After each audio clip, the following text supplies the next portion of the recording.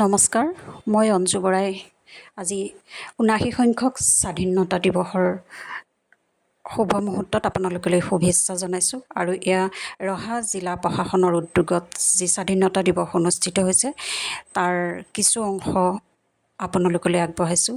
আৰু এই স্বাধীনতা দিৱসত ৰহাৰ প্ৰতিখন স্কুলৰ ছাত্ৰ ছাত্ৰী ইয়াত অংশগ্ৰহণ কৰিছে পেৰেডত।